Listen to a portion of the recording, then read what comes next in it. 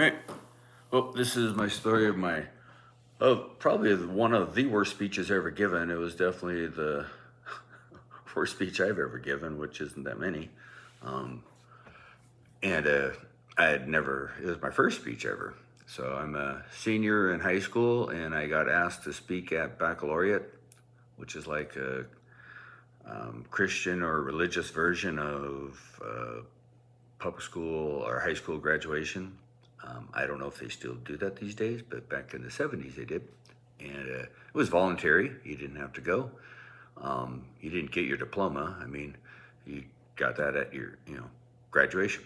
Um, and I got asked to speak, and like an idiot, I said yes, not even thinking about it. And I grew up not going to church. I never was in performances in front of people, didn't play any music, wasn't in any church plays or anything, so just never stood up in front of people. Um, so I had that in my back. Oh, also, like in junior high, I wasn't a really fast reader or good reader. In junior high, 7th, 8th, and ninth grade, I had to take reading improvement.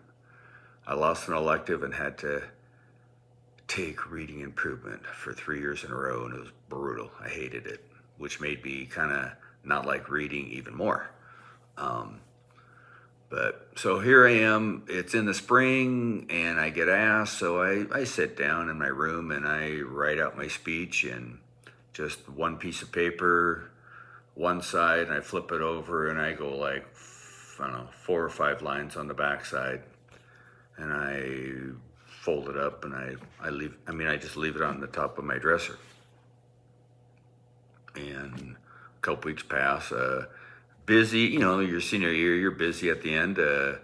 We had, senior ball. I had a girlfriend and some friends. We grouped together and did this progressive dinner thing. I'll say that I was busy with that, but actually I wasn't. It was the moms that did all the planning on that and stuff. And but there's, some work we had to I don't even know what I did, but actually I don't think I did very much. Mom's kind of did everything. I don't even know if I bought the corsage, probably paid for it, but I think, these different moms just pretty much got involved and did all that. So anyways, but it was like hors d'oeuvres at one house, something else at another house, the main dinner at a house, dessert at another house, and then off to the dance, to the prom, and taking pictures at every place, and I don't know, big deal to the girls and the moms. Not necessarily that big a deal to the fellows, and definitely not as big a deal to the fellows as it was to the girls. Put it that way. Anyways, the baccalaureate was the afternoon after, early afternoon, the day after the senior prom. So I was out late and slept in late, got up late, came down, ate breakfast, and took a shower. And also my mom's like, "Hey, honey, we got to get going. Go up and get dressed. We got to get going." And so I, go upstairs, get dressed, and my speech is sitting on top of my dresser. I fold it up and stick it in my pocket. And I don't even remember what I wrote. It was a couple weeks ago. And I'm thinking, well, I'll read it on the way there. Well, no, my brother, 2 years older, sitting on one side. My sister, like 4 years older, sitting on the other side. So we're, they're home from college, and I'm in the middle, and we're driving to like Spanaway, I think, and it was just some big church. I mean, I had no idea how many people were. It was the biggest crowd I ever been in, because I hadn't gone to a big sporting event or a big concert up to that point. And I walk in. Oh no, we get there late, and so the parking lot's kind of empty. There's a few people still, kind of walking fast, trying to get in, and I get out of the car, and I start trotting ahead of my family. It's like I'm late, and I'm one of the speakers. I mean, I got to hustle, and my young life leader standing there at the front door, kind of scanning the parking lot, looking for me, and he sees me trotting towards him, and he motions with his hand like hustle up. So now I kind of sprinting towards him, and he's like, "Man, you're late. Let's go, get in." And we turn, and walk into the building, and I'm like, holy smokes, there's a lot of people here. And I I wanted to turn left and just go up and get as far away from the stage as I could. And we turned right and we walked downhill towards the stage where the podium is. And I just felt like a Christian martyr, marching towards his death. And I'm just like, I'm just sweating bullets. And I walk up the stairs and get up on the platform, the stage, and there's a little podium. There's a nice sized podium there with the speaker and microphone, and I walk past it, and there's 3 chairs against the back wall, and I sit in the middle chair and turn around and sit down. And I look, and I don't know how many people. I mean, it was thousands. I don't know how many thousands, but it was the biggest crowd I've ever been in. And I'm just, I'm just telling myself, you idiot, you're so stupid. You're going to do terrible. This is going to be horrible. I'm just negative self-talk on steroids. I'm just telling myself what a horrible job I'm going to do, and I'm just nervous, and it's like faucets are on my armpits. I mean, I'm just sweat's just running down both sides. I'm sitting there, and I'm just as negative self-talk as I can be in my head. That's what I'm doing. And the 2 guys, the pastor sits on one side and the young life leader sits on the other side briefly. We wait for a bit, and they chat with me just briefly, and I'm not saying anything. I'm not happy. I'm like I am so in trouble. And one of them gets up there and gives the first talk. And I don't know which one it was, but I'm not even listening. I mean, it's like I'm Charlie Brown in a Charlie Brown movie, and I just hear wah wah wah wah wah wah wah wah, and I'm just continuing with my self-flagellation of, you're stupid. What were you thinking? This is going to be horrible. You're going to just embarrass yourself and your family, and because I'm not a good reader, and I'm going to have to read my speech. And I know I'm not a good fast reader. I've never done public stuff, so I'm super nervous. I don't know. I know I'm just gonna, I know I'm gonna do bad. And I know it. And, anyways, the first guy, he finishes, tepid applause from the audience, and he sits down, and the other guy, they kind of like look at me like, hey, it's your turn. And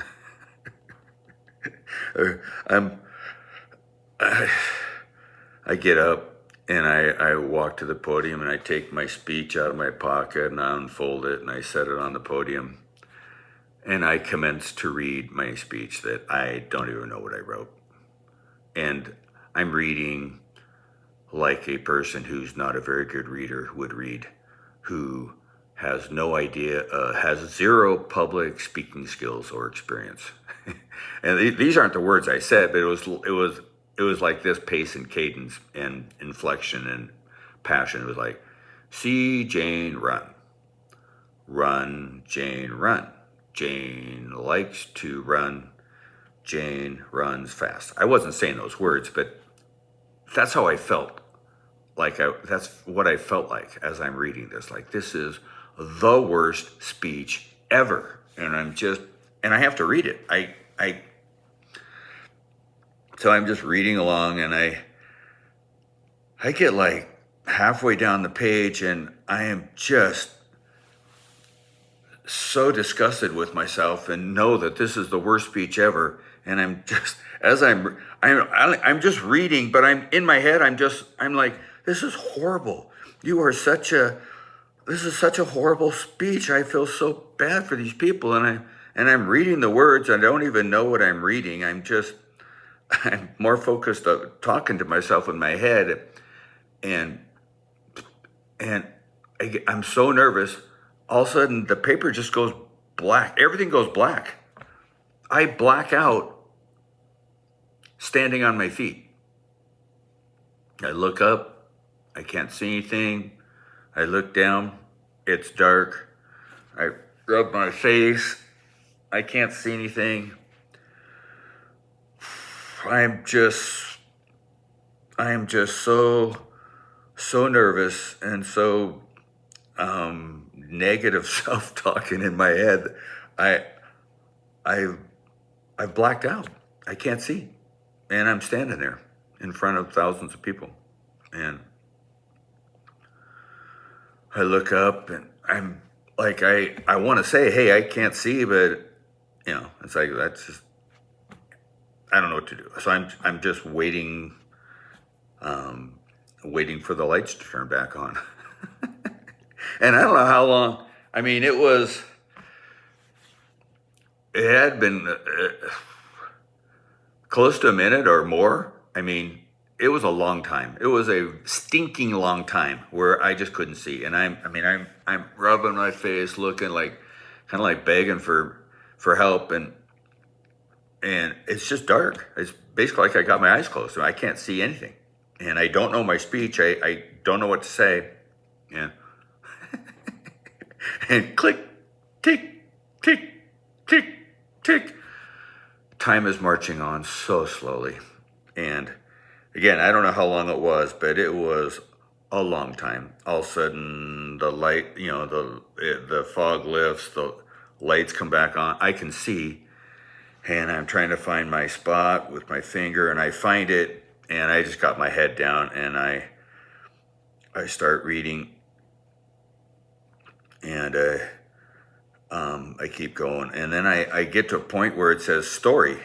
That's what I wrote, and I knew the story. So I was like, oh, yes, yes. And I look up, and with this newfound confidence, I tell the story, and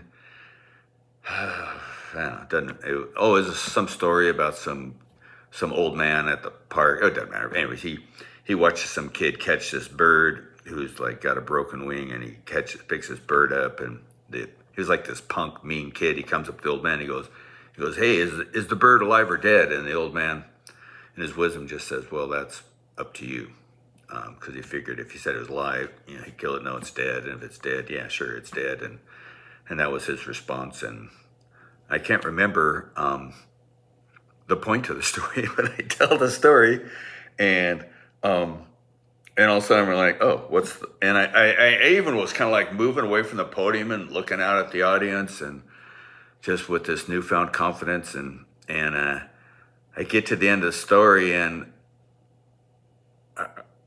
I don't know, I don't know what the point of the story is, and I'm back into bondage, and I gotta stand in front of that podium and look down and read, and my head goes down, and I'm scrambling to find it, and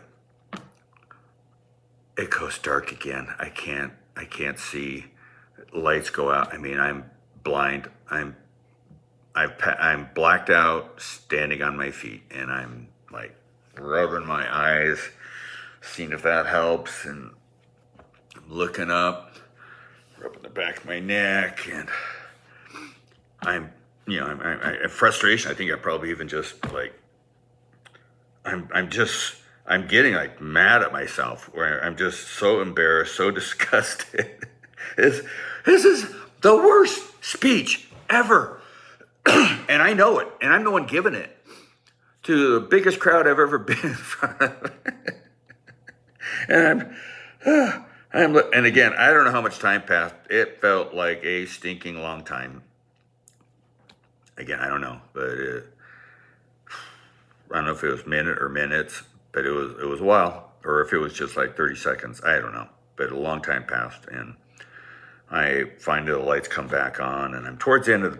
I'm trying to find my story, and oh, there it is. I'm towards the bottom of the page, and so now I'm just reading. I just read, get to the bottom, flip the page. It's like, oh gosh, I got like 5 or 6 lines, and I'm just trying to read and get to the end, and I get to the end, and I fold the paper up, and I stick it in my pocket, and I turn around, and I mean, I just want to run out of that building. I am so disappointed with myself. I know I've just given the worst speech ever. I'm embarrassed for my parents, my brother and sister. I mean, just I turn around and I'm walking back to sit down, and the place erupts.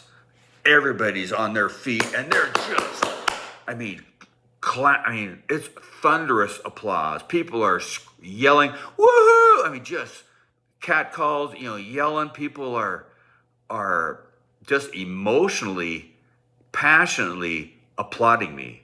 I mean, in the audience, you can, you know, all these women are wiping their eyes, and they're crying, and I sit down. The pastor and the youth group leader, they stand up on either side of me, and they're looking at me, and they're just clapping hard.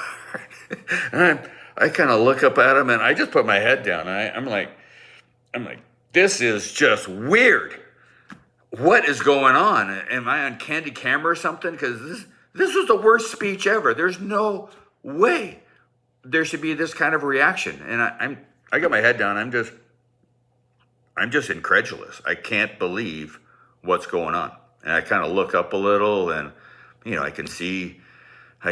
mean, it just goes on and on. I'm like, as long as I'm talking, I mean, and it goes on for minutes, and no one's doing anything the two other speakers aren't doing anything to stop it.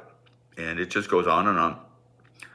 And I mean, I can see, women, crying, grandmas, aunts, moms crying, and they're, still the woohoo, and just, some yells and stuff. And finally, like the other speaker, kind of goes to the podium, and he's still applauding me, but, he goes to the podium, so it starts dying down, and it dies down, and people, sit down, and he's like, I don't know how to follow that.